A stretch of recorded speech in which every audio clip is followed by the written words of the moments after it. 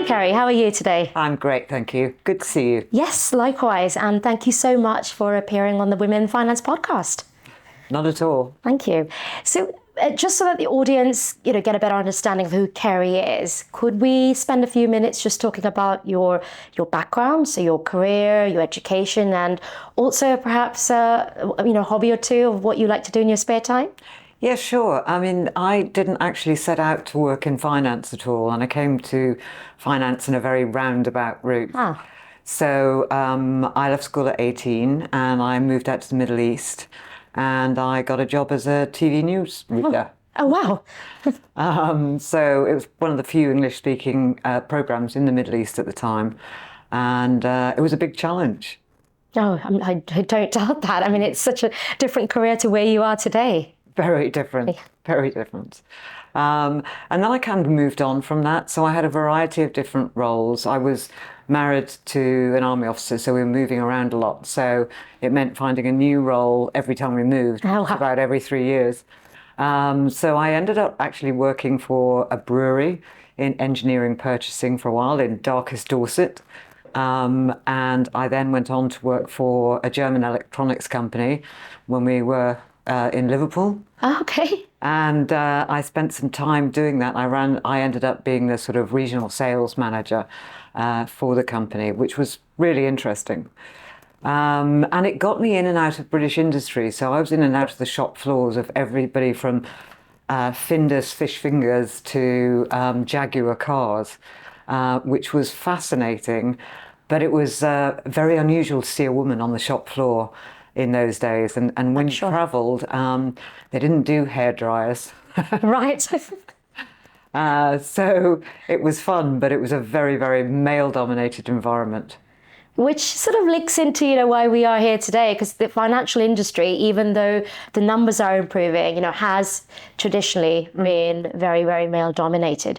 So actually that leads on to my next question. You talk about sort of your background in a very male-heavy, male-dominated environment. Now you've entered finance, yes, which you have been for several years. Why did you choose this industry, and what drew you to the role that you are at now and obviously in the past? I came again by a different route. It wasn't really asset management that attracted me. I started working for a small M&A boutique because of my background knowledge of, one, electronics, and two, British industry. And I found that quite interesting. So I thought I'd like to broaden my experience of the whole finance industry. So I moved to a Swiss bank and did, unbelievable, As you do. internal audit and compliance. Oh, wow. But it gave me a very good overview of the bank as a whole and the different departments, whether it was FX trading or bond trading. Got it. Or commercial lending. And I thought, again, it was really interesting. So what else could I learn about this industry? And I was fortunate enough to get a job as a marketing assistant for a small asset manager. And after about 3 years, I knew I'd landed exactly where I wanted to. Great.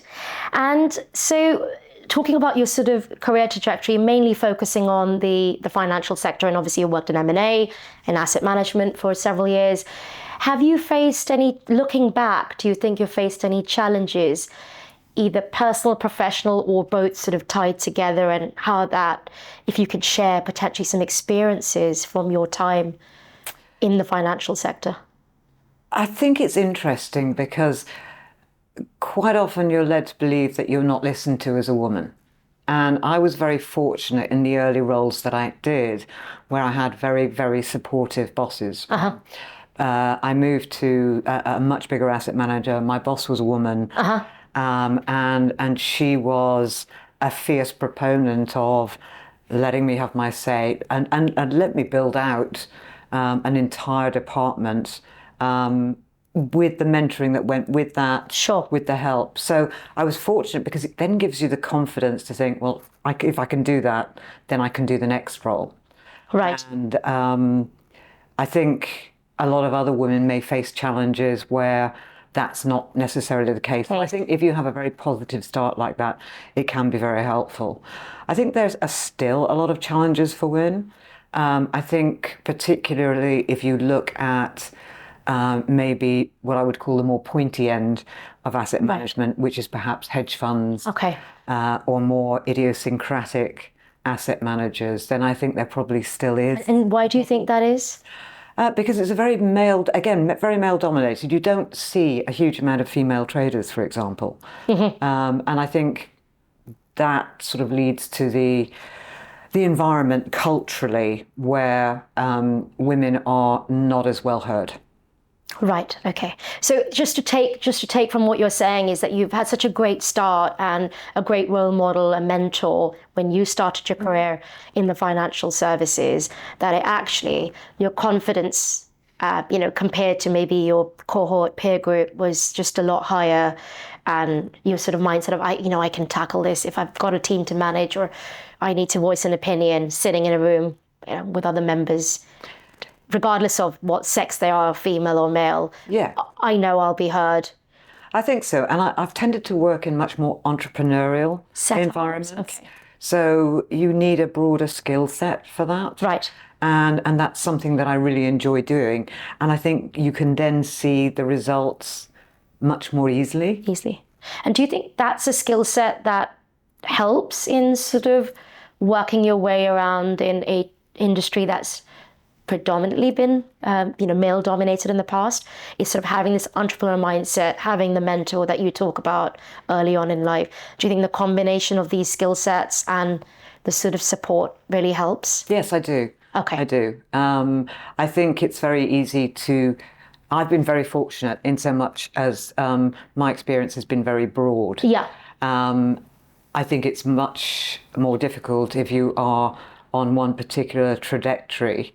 Right. So, within my world, within distribution, you would have three disciplines, whether it be consultant relations, sales, or client service. And it can be, I'm lucky because I've had experience of all three. Yeah.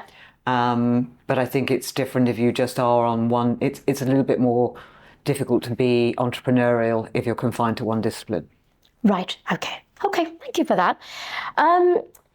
My next question was going to be, how have you overcome some of these challenges? You sort of answered it in a very different way as to, all the stuff that you've just talked about, that actually you probably haven't had some of those challenges that some of the other women face, whether it's with childcare or, you hear all sorts of terms, imposter syndrome, not being heard on a table, and in addition to what you're saying, it's also maybe a certain personality type where you do come across with, if you've built the experience, and in your case, you've built the experience from an industry outside of finance, so you came with sort of, a bag of experience rather than starting at the bottom. Yes, I think that's right. I mean, I still started at the bottom of asset management, but I had experience of different industries.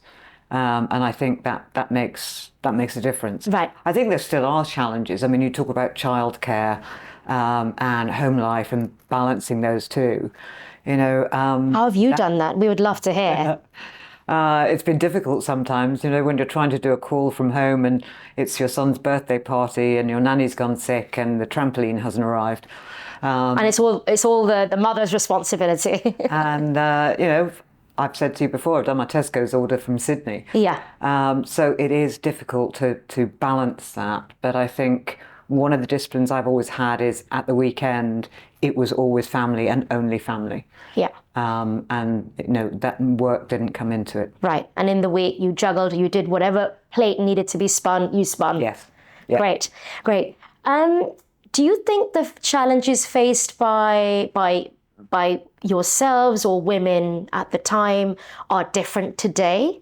So when you entered the industry versus when women are entering it today, do you think that the challenges have evolved? I think they have. I think they have evolved. I was lucky to come into an industry which now you need to be much better qualified for. I don't have those qualifications, but I was lucky enough to get the experience. I think it's probably, I think for a number of years you've had to have those qualifications. But I think the industry is evolving and it's changing, and it's not just through women being heard more. I think it's new technologies. In some ways, COVID, because we've evolved this working from home or this hybrid working, which I think helps. Yeah, I agree. So I think going forward, I think people are going to be much more flexible. There's been a change to the mindset. Yeah. You can still do the job to a very high standard without being in the office from 9. Which has been the historical mindset, whereas COVID, as you say, has proved that that doesn't have to be the case. If you were to give yourself any advice today, if you were entering the workforce today, what advice would you give yourself? Gosh, that's a difficult question because, I enjoy what I do so much. Yeah. Possibly I would have got a qualification. Okay. Maybe gone back to university and done something. My mindset has always been, if I'm interested enough in something, then I'll go and learn about it. Yeah.